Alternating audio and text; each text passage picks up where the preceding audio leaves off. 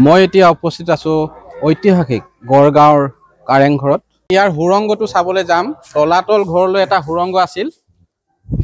এই সুৰংগটো কাৰেংঘৰ। ইয়াৰ নিৰ্মাণ শৈলী সুকীয়া। বৰা চাউল, মাটিমাহ, গুড় আদি সংমিশ্ৰণেৰে নিৰ্মাণ ইটাসমূহ গাঁঠিছিল। ইয়াত চিমেণ্ট, আজিৰ যিটো চিমেণ্ট, সেই চিমেণ্ট ব্যৱহাৰ কৰা নাই।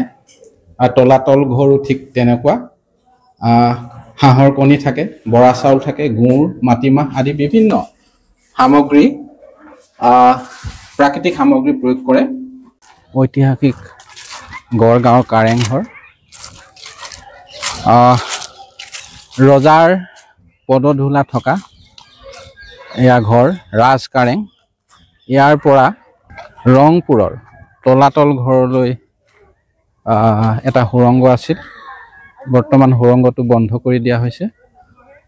আমি ইতিহাসৰ পাত যদি লুটিয়াওঁ তেনেহ'লে দেখা পোৱা যায় যে স্বৰ্গদেউ শুক্লেংমুং অথবা গড়গঞা ৰজাই পোনপ্ৰথমে বাঁহ আৰু কাঠেৰে কাৰেংঘৰটো নিৰ্মাণ কৰিছিল। পৰৱৰ্তী সময়ত স্বৰ্গদেউ ৰুদ্ৰসিংহৰ পৰশ আছিল।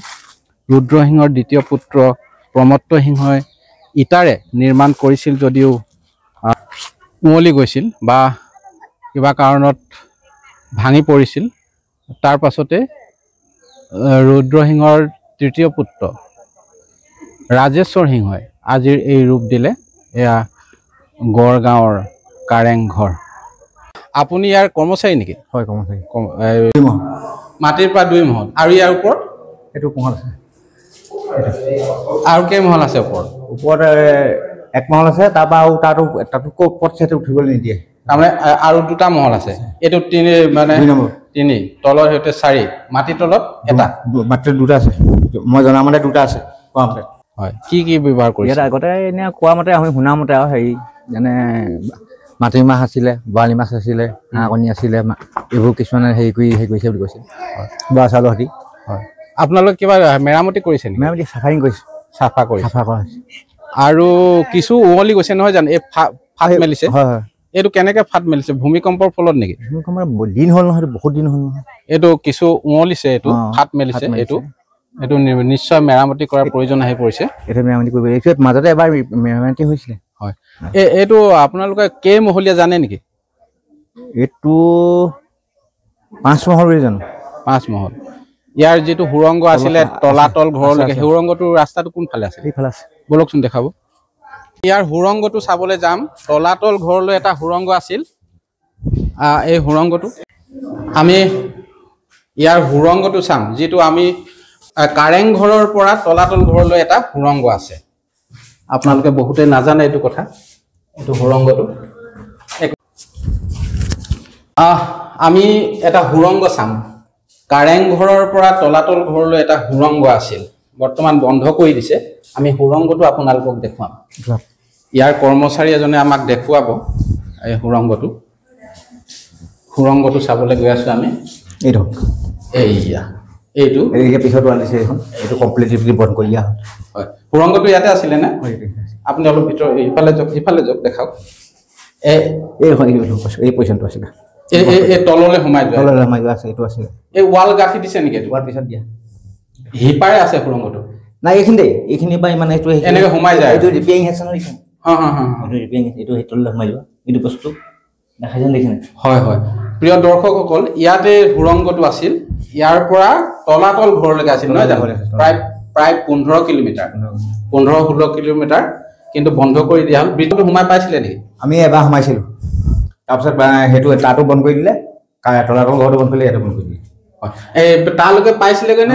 নাই, তাতে নিদিয়ে। কিমান দূৰ গৈছিলে আপোনালোকে? অলপ দূৰ গৈছিল, বেছি নাই। কিমান বহল? কিমান বহল আছে ধুনীয়াকৈ। আমাৰ যেনেকৈ আমি ওপৰ ষ্টেপলৈ যাওঁ, ওপৰ ষ্টেপত তেনেকৈ থিয় হৈ যাব পাৰি নে? থিয় হৈ যাব পাৰি। যেনেকৈ ষ্টেপত আমি উঠিছো তেনেকৈ। 2জন মানুহ একেলগে যাব পাৰিব নে? এজনকে যাব? 2জন দৌৰ মাৰি যাব পাৰিব নি? দৌৰ মাৰিব নোৱাৰিব। তাতে বস্তু কমানে এনেকৈ হেৰি হৈ গৈ আহে। কমানে তললৈ সোমাই যায় নে একে সমান? নাই, তললৈ আহিব লাগিব। তললৈ কাছ পিঠা নেকি বস্তুটো? বস্তুটো এইটো টাইপৰ। কেৰাহী পিঠা নেকি? এইটো টাইপৰ বস্তুটো। তাৰপিছতে এতিয়া এটা দিশত আছেগে আছিলে সেইটো বন্ধ কৰিলে ইয়াৰ পৰাই এইবাৰ দিশত আছিলে তলাতল ঘৰৰ পৰা নে ইয়াৰ পৰা আছিলে দিশতলৈও আছিলে তলাতল ঘৰলৈ যাবলৈ আছিলে যাব পৰা আছিলে হয় তেতিয়া তলাতল ঘৰটো বন্ধ কৰা নাছিলে বন্ধ কৰা নাছিলে এতিয়া সেইটো বন্ধ কৰা নাছিলে তেতিয়া তাতো বন্ধ কৰিছে আৰু ইয়াতো বন্ধ কৰি দিছে মানুহ সোমাই গৈ ওলাই ঘূৰি নাহিলে হয় কে মহলীয়া ক'লে এইটো তলাতল ঘৰটো 7 মহল এইটো 5 মহল এইটো মাটি তলত কেই মহল আছে আৰু মাটি তললে যাব পাৰি পৰা ৰাস্তা আছে নাই এইটোৱে আছিলে নেকি এইটো পাই চব পাই এতিয়া ওপৰলৈ যোৱা ৰাস্তাটো দেখাওঁ আপোনালোকক এতিয়া আমি ওপৰলৈ যাম ইয়াৰ এজন কৰ্মচাৰীয়ে দেখুৱাব অলপ দূৰ গ'লেই হ'ল নহয় বলক এখেতে ওপৰলৈ দেখাব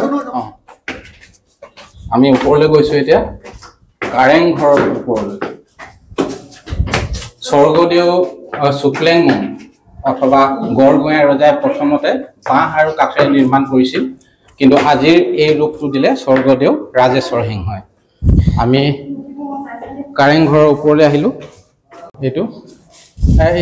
এইটো আমি কেই মহলাত আছো এতিয়া 2 মহলা তললৈ নামি যাম এয়া কাৰেং ঘৰৰ প্ৰতিচ্ছবি দেখাইছো আমি এতিয়া তললৈ যাম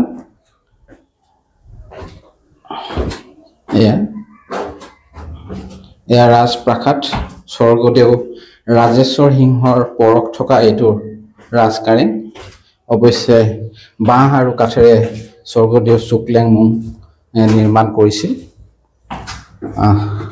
ক'ত ঘৰ তোমাৰ মোৰ হুনাইত ঘৰ হুনাই নাফুকত ঘৰ মই ইয়াতে গড়গাঁও কলেজতে পঢ়া হয় তোমাৰ বুৰঞ্জী আছিলে নেকি বুৰঞ্জী নহয় না মোৰ বুৰঞ্জী নহয় গণিত বিভাগৰ আছিলো তথাপিও মানে যিমানখিনি জানিব পাৰিছো আৰু আমি সোশ্যাল মিডিয়াৰ পৰা বা গুগলৰ পৰা যিমানখিনি জানিব পাৰো সেইটো হিচাপে 7 মহলীয়া হয় আৰু মানে তলত 2টা মহল আছিলে ওপৰত আৰু 4টা মহল আছে কিন্তু 3 নম্বৰ মহলটোত মানে যেতিয়া কি বুলি কয় এটা সময়ত মানে কি হল 3 নম্বৰ মহলটো মানে মাটি দি পুতি দিয়া হল এটা বাকি কিটা মহলহে ওপৰত আছে মানে মাটিৰ গ্ৰাউণ্ড ফ্লোৰৰ পৰা তললৈ 2টা মহল আছিল তললৈ 2টা মহল আছিল ওপৰত আছিল আপোনাৰ 5টা মহল আছিল হয় হয় তাৰ পিছত 3 নম্বৰ মহলটো পাছলৈ কি হয় আকৌ মাটি দি পুতি দিয়া হল এটা ওপৰত আমি 4টা মহলহে দেখা পোৱা যায় হয় হয় প্ৰকৃততে কাৰেং ঘৰ 5 মহলীয়া বুলি ক'ব খোজে যদিও আমি যদি ওপৰৰ মহলা সৰু অংশটো ধৰো আৰু মাটিৰ তলত যদি হসাকৈ 2টা মহল আছে তেনেহলে 7 মহলীয়া হ'ব পাৰে তলাতল ঘৰটো 7 মহলীয়া আৰু এই কাৰেং ঘৰটো হয়তো 7 মহলীয়া হ'ব পাৰে Travel. The shadows and lights of this unique journey will continue to be reflected on this website. Trap-Talk Assam will continue its journey to dispel the darkness and shine the light. Trap-Talk Assam. Please like, subscribe and share. Thank you from Trap-Talk Assam.